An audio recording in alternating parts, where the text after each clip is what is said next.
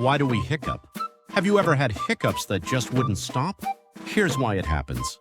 Hiccups are caused by sudden spasms in your diaphragm. It is the muscle that helps you breathe. When it contracts out of rhythm, your vocal cords snap shut and that makes the hic sound. By the way, why do we hiccup?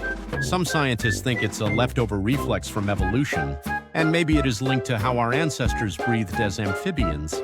So the next time you hiccup, you might just be echoing millions of years of history.